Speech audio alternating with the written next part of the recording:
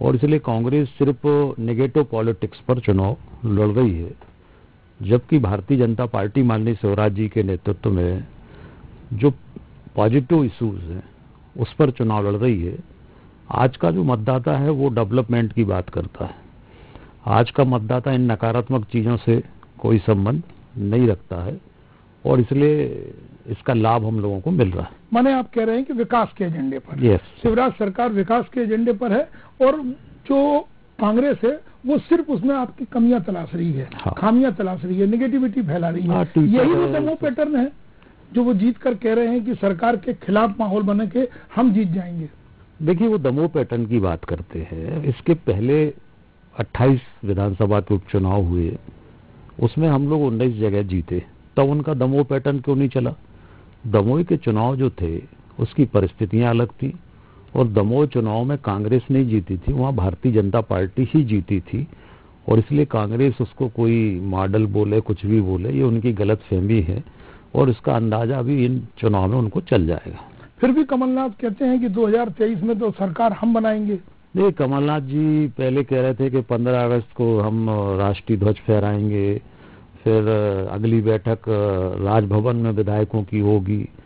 तो कमलनाथ जी हमेशा इस तरह की बात करते हैं। वो एक बिजनेसमैन है और बिजनेसमैन इस बात को समझता है कि लोगों पर दबाव बना के कैसे रखना है और इसलिए वो राजनीति को भी बिजनेस की तरह करना चाहते हैं और एक दबाव का वातावरण बना करके ब्यूरोक्रेसी हमारे दबाव में आ जाए, बाकी लोग दबाव में आ जाएं, कांग्रेस के लोग उत्साहित हो जाएं। जब आपने सरकार बना ली और नहीं चला पाए तो अब आप आगे सरकार बनाने की अपेक्षा कैसे रखते हो? आपको तो मौका मिला था, हमने मौका दिया था, आप नहीं चला पाए, तो इसलिए आप तो अक्षम हो, आप में नेतृत्व करने की क्षमता ही नहीं है। और मध्य प्रदेश की राजनीति का मर्म भी कमलनाथ जी समझते ही नहीं है।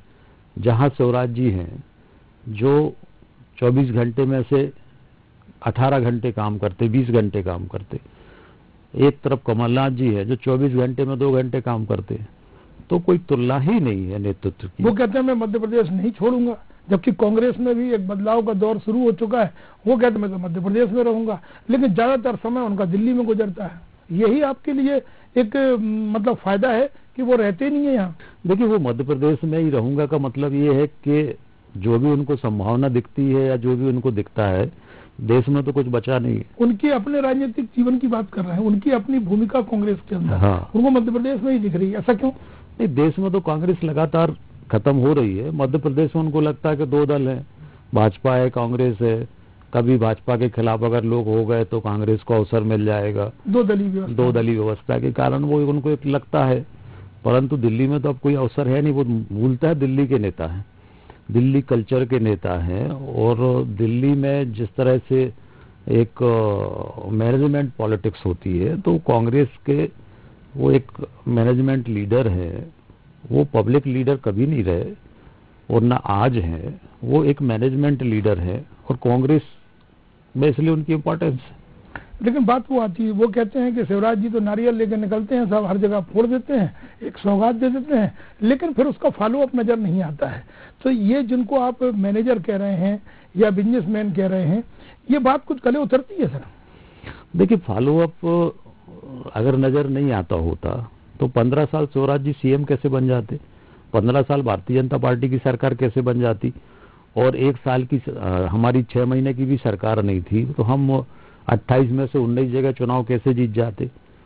तो अगर हमारा फॉलो अप नहीं होता, अगर हम काम नहीं कर रहे होते, आज हम उसकी तुलना कर सकते हैं। आप दिग्विजय सिंह जी के समय पावर जनरेशन कितना था, आज पावर जनरेशन कितना है? उस समय सड़कें कितनी बनी थी, आज कितनी सड़कें बनी है?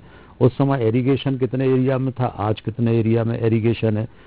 तो हर सेक्टर में, चाहे सोशल सेक्टर हो, चाहे डेवलपमेंट का सेक्टर हो, हर सेक्टर में जो सरकार ने काम किया है उसके कारण ही तो लोगों ने हमें चुना है। अगर हमने नहीं किया, और अभी भी इस चुनाव में भी कोई बड़ा अंतर तो था नहीं, 109 भारतीय जनता पार्टी थी, 114 थे। लेकिन यहाँ तो वो कहते हैं कि शिवराज जी ने ढील देके पतंग काटी है। पहले ढील दी कि कर लो, देखो तुम लोग जो कर सकते हो कर लो, फिर तो दरी खिसकाई नीचे से। देखिए, शिवराज जी चाहते तो उसी समय सरकार बना सकते थे, परंतु उन्होंने सरकार बनाने का कोई प्रयास नहीं किया और उनको लगा कि पार्टी को ये लगा कि इनके 114 हमारे 109 है, और इसलिए हम जोड़ तोड़ करके सरकार नहीं बनाना चाहते। ये सोची समझी बीजेपी की रणनीति थी और शिवराज का आत्मविश्वास था, या एक संख्या गणित कहीं कुछ आड़े आ रही थी? उस समय ये सब कोई दिमाग में ये विषय था ही नहीं, और सामान्यतः जो सरकार में आ जाता है तो उसको सरकार से हटाना बहुत कठिन होता है। लेकिन उस वक्त कमलनाथ और कांग्रेस कहती थी कि आपके 13-15 साल और हमारे 15 महीने, लेकिन अब उनके 15 महीने और आपके 18 महीने भी हो गए। तो अब ये 4 उपचुनाव में 15 और 18-20 महीने की लड़ाई है क्या? नहीं, निश्चित रूप से 15 महीना उनका जनता के सामने है, 18 महीने हमारे जनता के सामने है, और वो 15 महीने की एक उपलब्धि बता दें, हम 18 महीने की 18 उपलब्धि बता सकते हैं। 20 वो कहते हैं कि शुरू के 2.5-3 महीने तो लोकसभा चुनाव की तैयारी में निकल गए थे, और आप कहते हो कि इसमें ज्यादातर समय कोरोना में निकल गया है। नहीं, कोरोना में भी निकला, और हम लोगों ने उपचुनाव फेस किया, उसके बाद हमारी सरकार में स्थिरता आई।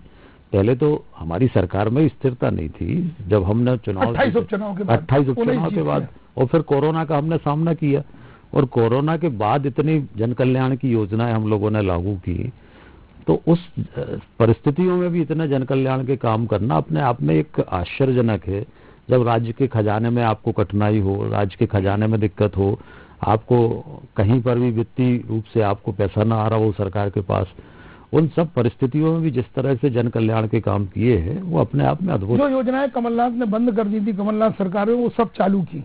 यही मतलब भले ही एक फंड की समस्या हो, और यही वो चीज है जिसको आप लोग अपनी मतलब ताकत मानते हैं कि यही वो शिवराज का नेचर है, उनकी लाइन है कि जनता से जुड़ी हुई चीजों को वो नहीं छोड़ेंगे। नहीं, निश्चित रूप से सरकार होती इसीलिए है राकेश जी कि जनता की जो मूलभूत आवश्यकताएं हैं, जनता को आर्थिक संकट अगर है, मूलभूत आवश्यकताएं हैं, तो ये सरकार की नैतिक जिम्मेदारी होती है। आज किसान के सामने अगर तकलीफ थी, मौसम के कारण फसलें खराब हो रही थी, तो इन परिस्थितियों में भी हम लोगों ने निर्णय लिया कि किसानों को 6,000 भारत सरकार दे रही किसान सम्मान निधि में, 4,000 हमारी राज्य सरकार ने मिला है उसमें, तो 10,000 हो गए। तो किसान को एक बड़ी राहत उसके माध्यम से, एक परिवार में 4 भाई हैं, तो 40,000 रुपये हो गया एक घर के अंदर, तो एक बड़ी राहत उस समय। फसल बीमा का पैसा कमलनाथ जी ने बंद कर दिया था, हम लोगों ने फसल बीमा योजना का पैसा देना शुरू किया। कमलनाथ जी ने राहत राशि देना बंद कर दी थी। अगर कहीं पर भी प्राकृतिक आपदा आती थी, कोई संकट आता था, तो ना तो वो देखने जाते थे और ना एक पैसे की मदद करते थे। तो माननीय स्वराज जी ने स्वयं जाते भी हैं और मदद करने का भी काम करते। तो राहत राशि हम लोगों ने बड़ी लगभग 800-900 करोड़ रुपए की राहत राशि इन परिस्थितियों में देने का काम किया। 2400 करोड़ रुपए हम लोगों ने फसल बीमा का देने का काम किया। तो ये 0% ब्याज पर खाद बीज हम लोगों ने देने का काम किया। तो जो चीजें कमलनाथ जी ने बंद कर दी थी, जबकि उस समय जबकि कोरोना नहीं था, उस समय कोई वित्तीय संकट नहीं था, कोई वित्तीय कठिनाई नहीं थी। हमारे साथ तो हमारी सरकार की शपथ के साथ ही पहली मीटिंग मुख्यमंत्री जी ने कोरोना को लेकर ली थी। सबसे पहले रात में उन्होंने 10 बजे कोरोना की मीटिंग की थी। तो हमारी सरकार में तो कोरोना में हमारी सरकार बनी थी। लेकिन आपको नहीं लगता सर कि सरकार की ये जो योजना है, जो आर्थिक मदद बेसहारा, गरीब, किसान, महिलाओं, बच्चों के लिए मिलती है, उसको वो अपना हक मानने लगे? ये कहीं एक समस्या तो नहीं है कि बीजेपी जिसको अपना वोट बैंक मानती है और बनाने के लिए हमेशा कार्यकर्ताओं को बोला जाता है कि आप मिल के रहिए, और अब तो शिवराज खुल के कहते हैं कि अगर राशन की दुकान है तो भाजपा का झंडा भी लगेगा और कार्यकर्ता इसका श्रेय भी लेगा। तो ये जाम जनता का जिसके हितग्राही है उसका हक तो नहीं मान बैठे हैं, और यहाँ पर भाजपा की कोई चिंता तो नहीं बढ़ती है? नहीं, कोई चिंता का विषय नहीं है राकेश जी।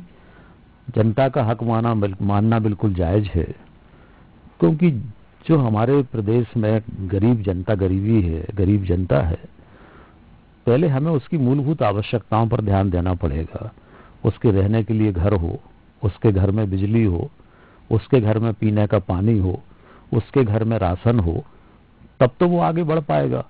अगर हम एक गरीब परिवार की ये जो मूलभूत आवश्यकताएं हैं अगर हम नहीं करेंगे तो वो कभी बराबरी पे आ ही नहीं सकता। यही हक उसको दिया जा रहा है सरकार द्वारा। इसमें कोई कंप्रोमाइज नहीं, इसमें कोई समझौता नहीं होगा, जो हक है वो मिलेगा। तो यही कारण है सर कि इस बार मान के चलें कि 4 उपचुनाव अपनी जगह है, 2023 को लेकर बीजेपी की एक बड़ी योजना जो है, जो हमेशा पार्टी फोरम से निकल कर आता है कि कार्यकर्ता अब चाहे वो दीनदयाल समितियां हों, इनको इन्वॉल्व किया जाएगा। माने जो अफसरशाही जो काम करती थी उससे हट के अब पार्टी के कार्यकर्ता को ये क्रेडिट मिलना चाहिए, पार्टी को मिलना चाहिए, इसी योजना पे काम कर रही है। यही एक बड़ी चुनौती भी है। नहीं, निश्चित रूप से देखिए, ये लोकतंत्र है, डेमोक्रेसी है, और लोकतंत्र में चुनी हुई संस्थाओं के हाथ में सारी चीजें होना चाहिए, और जो जनप्रतिनिधि हैं उनकी निगरानी होना चाहिए, और इसलिए जनप्रतिनिधियों की निगरानी हो, इसलिए हमारी सरकार ने दीनदयाल अंत्योदय समितियां बनाने का काम किया, जो लगातार सब जगह नहीं पहुंचे सर, पूरी रुका है चुनाव के कारण। करीब करीब सब चुनाव को छोड़कर बाकी जगह समितियां बन गई है और वो फंक्शनल हो गई है सभी। प्रदेश स्तर पर अभी नहीं, प्रदेश स्तर पर ठीक है, काम कर रही है। हाँ, 4 चुनाव भाजपा के लिए कुछ ज्यादा मायने रखते हैं, क्योंकि वो सत्ता में है, उससे अपेक्षाएं बढ़ जाती हैं, चाहे वो पार्टी का कार्यकर्ता हो, आम जनता हो, या फिर कहीं ना कहीं जो वोटर घूम फिर के आता है, उनकी कुछ अपेक्षाएं बढ़ती हैं। ये दबाव महसूस कर रही है बीजेपी। देखिए, निश्चित रूप से जो कर सकता है लोग उसी से अपेक्षा करते हैं, और इसलिए जनता की अपेक्षा स्वाभाविक भी है।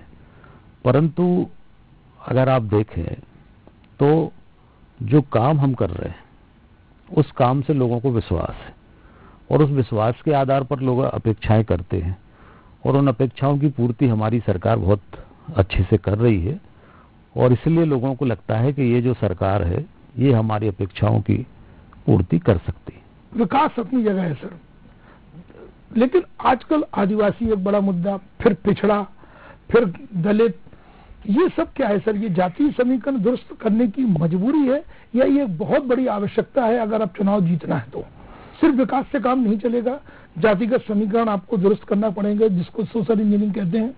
देखिए राकेश जी, हमें विकास के साथ साथ समाज की जो आर्थिक विषमता है, जो सामाजिक विषमता है, जो राजनीतिक विषमता है, वह भी हमें दूर करना पड़ेगा। हमें जो समाज पिछड़ा है, जो समाज गरीब है, उस समाज को हमें बराबरी पर लाकर खड़ा करना पड़ेगा।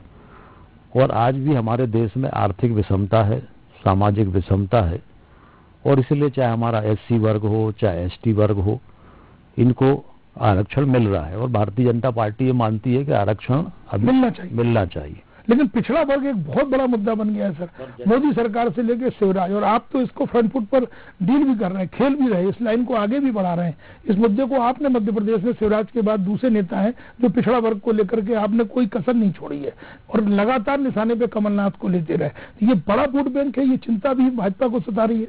नहीं, बड़ा वोट बैंक है ये कोई उसके पीछे कारण नहीं है राकेश जी। मूल कारण ये है कि मध्य प्रदेश में 52% और देश में भी वही स्थिति है। 52% पॉपुलेशन जो हमारे यहाँ है वो ओबीसी में है, जो ओबीसी वर्ग है उसके अंतर्गत है, और 52% के लिए जो रिजर्वेशन है वो 14% है। तो ये अन्याय है, और इसलिए जो पिछड़ा है, सरकार मान रही है कि पिछड़ा है, और पिछड़ा अगर है तो उसको आरक्षण का लाभ मिलना चाहिए, और इसलिए हम इस बात को मानते हैं कि ओबीसी को 27% आरक्षण मिलना चाहिए। हमने सामान्य वर्ग को, हमारी सरकार ने 10% आरक्षण दिया है, तो ओबीसी को 52% पॉपुलेशन होने के बाद मात्र 14% उनको आरक्षण मिल रहा है। मामला न्यायालय में और है, काफी वाद विवाद भी है, मिलेगा कब तक? नहीं, हम लोग पूरी तरह से, हमारी सरकार इसके लिए प्रतिबद्ध है, माननीय मुख्यमंत्री जी प्रतिबद्ध है, और इसीलिए माननीय मुख्यमंत्री जी ने पिछड़ा वर्ग कल्याण आयोग का गठन किया है, जो आर्थिक, सामाजिक, राजनीतिक रूप से सारा अध्ययन करेगा, और वास्तविक स्थिति जो है हमारे पिछड़ा वर्ग की वो पूरा तथ्यों, तर्कों के साथ, प्रमाणों के साथ प्रस्तुत करेगा, और उस आधार पर हम न्यायालय के सामने इस पक्ष को पूरी ताकत के साथ रखेंगे कि ये स्थिति आर्थिक, सामाजिक रूप से है, और इसलिए पिछड़ा वर्ग को 27% आरक्षण मिलना चाहिए। और मैं माननीय मुख्यमंत्री जी का इस बात के लिए धन्यवाद करूंगा कि अभी जो जबलपुर हाईकोर्ट में मामला है, उस मामले में कुल 3 एग्जाम के ऊपर हाईकोर्ट ने स्टे किया था, बाकी पर स्टे नहीं था, और इसलिए हम लोग बाकी रास्ता निकाल के, और जिन पे स्टे नहीं है उन पे हम 27% आरक्षण दें, ये हम लोग कर रहे हैं, और जब कोर्ट का मामला आएगा तब आगे देखेंगे उसको। ये तो हुई सोशल इंजीनियरिंग सर, और संजीदा है। भाजपा भी, आप भी और आपके नेता शिवराज सिंह चौहान। लेकिन बात आती है सर पार्टी कार्यकर्ता की, किसानों को लेकर के और कर्मचारियों को लेकर, सौगात, चिंता, योजनाएं, ज्यादा बड़ी चुनौती कहाँ है सर?